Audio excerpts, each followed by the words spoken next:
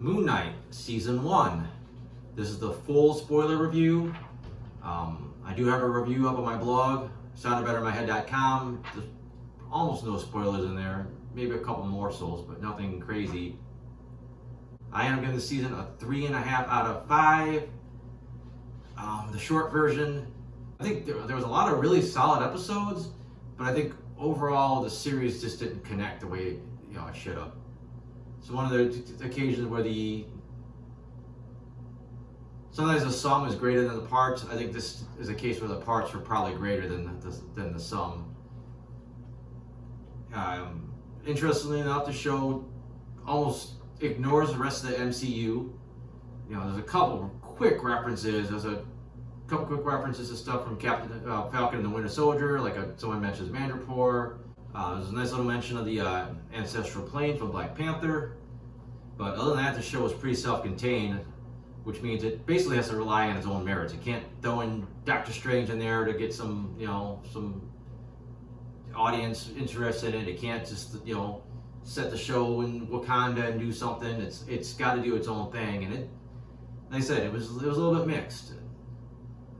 Interestingly, I've complained about the other Disney Plus Marvel shows where there's not really a clearly defined villain for like a good chunk of the show. There's not really like what are the heroes trying to stop, ultimately. I mean, yeah, the character stuff is always important, but what's going on that makes this a superhero show? And Moon Knight establishes this pretty quickly. It's like you have a bad guy, you know what his evil plan is. You got the hero's got to stop him, and it's pretty well laid out. And it's essentially what you would get from a movie. Like the bad guy's evil plan, he's going here, the hero's got to get there to stop him, and you got the big showdown. But most of that stuff is just not that special. The end's big battle. It looks sweet. There's all kinds of fighting, and it looks badass. You got kaiju-sized gods fighting each other, and it looks cool. But it doesn't really feel like anything that special. However, the character stuff works fantastic.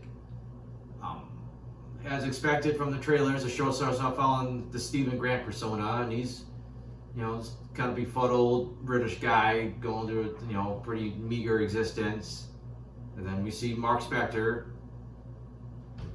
and it's a little jarring because Stephen feels so different than anything I've seen Oscar Isaac do before. He doesn't feel like Oscar Isaac. He feels like his own unique character. And it's kind of jarring because you're so used to Stephen and you're kind of rooting for him because he's his underdog. And then Mark pops up and it's like, you almost don't really want to see Mark. And Mark's the guy that turns into a superhero and beats up the bad guys, and that's what you initially think you want to see. That's why when the more interaction gets between the two of them, the better. You start kind of getting that interplay, and it starts you still root for Steven, but you kind of start getting used to Mark. And then you finally get the afterlife sequence where they actually work together, and that's where it really hits. Like these guys feel more like brothers that are finally on the same page and working together. And those mental institution sequences were the most compelling of the whole show. And then unfortunately, this just feels kind of rushed. It's great seeing the two kind of go back and forth, working together, switching between Moon Knight and Mr. Knight, and fighting the big battle. And the end's just kind of clunky. It's just like, all right, they do the weird mental institution thing again, and then they get out, and they're kind of sharing the same body, and it just kind of ends. They seem to be in a good place, but I don't know how that works. How does that work with Layla? They both, obviously have feelings for her, and they both apparently can switch between who controls the body, at drop of a hat. So I don't know how that works going forward. They just kind of dropped it. As of right now, there are no plans for a season 2. It sounds like presumably everybody's on board for that, except for Oscar Isaac signed on for 1 year. I think he said in interviews that if he likes the script, he'll come back. He enjoyed playing Steven and other aspects of the show, but it's going to be on him what happens going forward, and who knows when that would even take place, because these Marvel shows are pretty booked up for the next couple of years. But the show does leave on a solid cliffhanger. You give us, after teasing them, you finally get Jake Lockley, and it ends with that. I mean, theoretically, yeah, you could end it there, but it's much more interesting to continue that story. So we'll see how that works out. The other characters, you have Layla here, who's technically an original character, but she's loosely based on a character from the books. She's fine. She doesn't have any. She's a good supporting character. She can hold her own in the fight. Acting-wise, she only gets a few moments to really do her thing, as opposed to, like I said, Oscar Isaac crushes it constantly, especially as Steven, but even as Mark Specter, he knocks it out of the park. You got F. Murray Abraham voicing Khonshu. Threw me at first. You're expecting something a little more regal from a god, and this guy's a little more I don't know, kind of a crybaby a little bit to a degree. Just always almost kind of whining. But he grew on me. I got used to him. He was solid job. But Ethan Hawke's Arthur Harrow, strong character. Like I said, you got I don't want to say a sympathetic villain, but you see where he's coming from. He makes sense. He's a little bit more on the line maybe a Caecilius from the first Doctor Strange film, where he's just kind of misguided, but he thinks he's doing the right thing. I said he's got this little bit of a menace to him, but he's kind of like feels like he's like a decent guy. He just, like I said, his plans involve a lot of people dying. And I know he had been a previous host for Khonshu. You never get the impression that he was that good of a fighter, and in the end he's holding his own against two superheroes. I know he got some little boost from Amit, but you don't got an impression before that this guy could go toe-to-toe with anybody. The show looked really good. There was some great camera work, some really cool shots, a lot of stuff, where they use the reflections to, emphasize, the split personalities. The CG was okay. There was some kind of wonky stuff. There was times where I thought Khonshu didn't look that great, especially the fabric in his outfit. Sometimes Moon Knight's costume looked the same way. I don't know how much of his costume was practical. If I had a guess, I would say the mask was completely CG, but I would not be surprised to find out the whole suit was CG. I'm sure they'll do a making of shortly, and I'll find out. But there was a few shots of the costume that just looked CG. Action sequences, there was not that many action sequences. I thought the first one where he was fighting the Jackal, the invisible Jackal, was fine. The big action scene where he was fighting all those goons at Midnight Man's place, I did not care for it. I didn't think it was that well done. But I thought the action in the finale was solid, with him alternating between the two personalities and teaming up with Layla. I thought that looked a lot more grounded.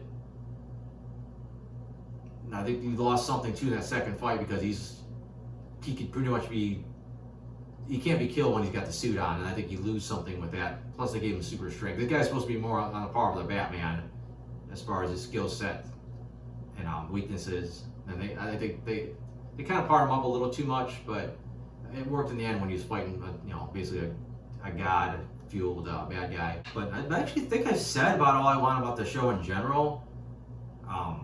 Like I said, it was fine.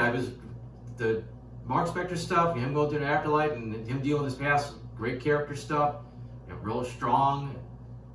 But then it just didn't pay off in the end. Like the superhero stuff was kind of there, and it didn't come together as well as it could have. And I think that hurt the show, kept it from really being a great show. But let me look at some notes here, see if there's anything worth mentioning from the various episodes. Obviously, they never explain it, but it was a strong open to see Harrow putting the glass in his shoes. And occasionally you would still hear the sound effect of the glass in his shoes, like different episodes. Of course, they never showed his feet bleeding, which they probably should have. But I said it was a nice touch, but it just never really ultimately ended up being anything going forward.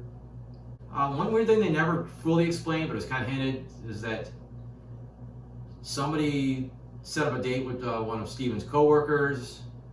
Obviously it wasn't him. It would be weird for it to be Mark, because he's married, I would think, Jake, but Jake, from what we've seen, apparently only speaks Spanish, so I don't know, unless he tried to fake like he was Steven, because it seemed like she would be wondering why this British guy would suddenly be speaking a different accent. But I don't know, it was a nice touch to show something else was going on, but in the end it kind of came off as a little bit of a plot hole.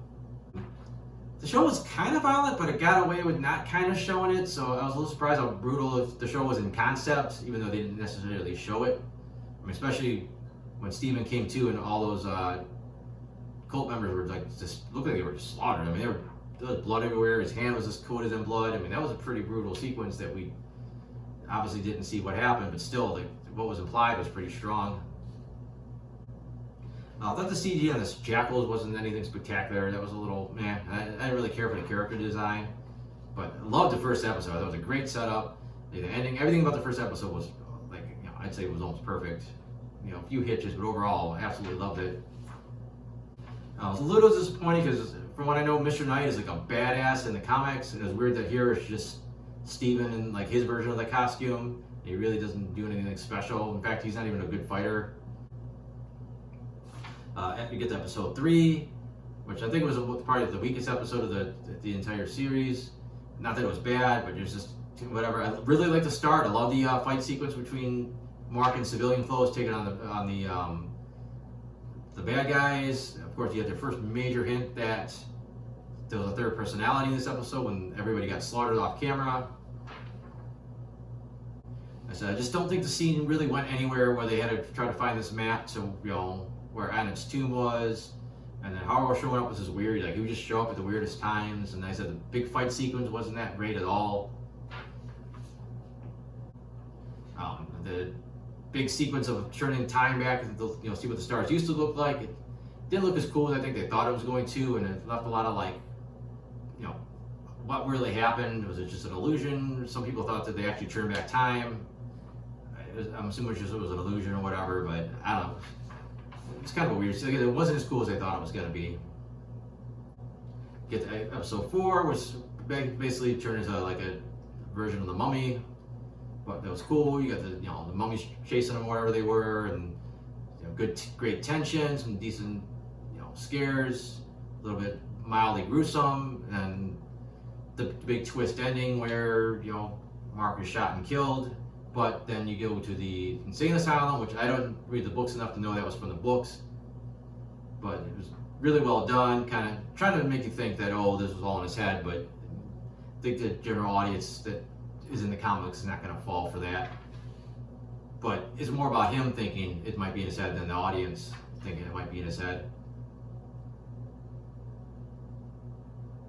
And I said episode 5 was really, really good. It's probably my second favorite episode. Just digging into Mark's history. We see that there was a Randall Specter. Apparently this version doesn't grow up to be a bad guy because he dies.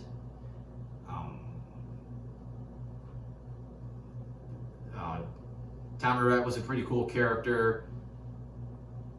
Sometimes I didn't like as much as they went back to him being with Harrow. There was one point where they really implied that he might be Jake Lockley. He had a different accent. He had this weird bandage on his nose, but the end of the show implies that he speaks Spanish instead of English, so that didn't seem like it was him, unless it was another personality.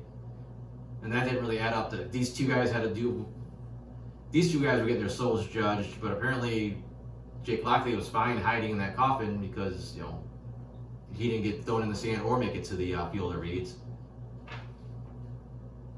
Love them showing the origin of Moon Knight, where he met Khonshu. Pretty similar to the comic book. They even mentioned that it was Bushman that that shot him. Had a laugh when they said that Dr. Harrow looked like Ned Flanders. The sand zombies, they were okay. Like they weren't as scary as they liked, but I did kind of like the concept, like you kind of keep punching these guys, and all you do is knock sand off of them, and they just keep coming. And then you can beat them enough apparently with a bat, and then you can stop them. And I said the finale was just so-so. Like, Anno finally shows up. I don't know what the plan was. At first it looked like they were just going to be able to suck all these souls out of people from the top of this temple, but then there was this weird thing where his followers had to just kind of run around and hurry up and grab people and judge them. Like, I don't know how you were supposed to judge the whole world. Like, were you just supposed to keep running around touching everybody, or can you still kind of shoot off stuff from a tall building? Like, it was a little vague on what exactly was the master plan here. And then it was kind of weird that she grew like monster size, like by sucking in all these souls, but it didn't seem like it made her any stronger. And then Khonshu was just able to make himself super big too and fight her, so they didn't really, I don't know, like he should have did something to be able to get bigger, or her getting bigger shouldn't really mean that she was stronger. It was just kind of weird. I think they just did it for like a cool visual. I think when Specter became Moon Knight here again, I thought the CG looked really bad for some reason. Just looked so fake. And then again, I thought it was weird that they made Moon Knight just suddenly be able to fly. Like, I don't know if it was supposed to be a permanent thing, or he was able just to fly to Cairo to fight the final battle. It was cool seeing Layla in action. She really had a Wonder Woman vibe, the way she fought. Just no lasso, but you know, still with like the shield with the wings and just some of her fighting style. Just, you know, you got an Egyptian instead of an Amazonian. But I did like seeing, you know, Steven as Mr. Knight stepping up his game and actually putting in some solid fighting technique. Now that he knows he's also Mark, so that, you know, like I said, it was a good way they were switching back and using their, you know, different styles that were slightly different weapons. And they said, then you got the weird days. The end was kind of weird because he gets released from being Moon Knight. They cut to the insane asylum for some reason, which that was supposed to be from his interpretation of the afterlife. I don't know why he had this weird dream about it again. And then they just kind of get out of it, and they had a kind of awkward ending. And then the post-credit scene with, you know, Jake Lockley, which was sweet. Love seeing the limo. Love seeing the alternate version of Khonshu with the suit. But then it just ends, and we don't know if we're gonna ever see anymore. But like I said, that's about it. I know probably went on way too long again. I have a shorter version of this review on ItSoundedBetterInMyHead.com. I have some other reviews on there. I have my comic strips up there if you want to check those out. Other than that, thanks for watching.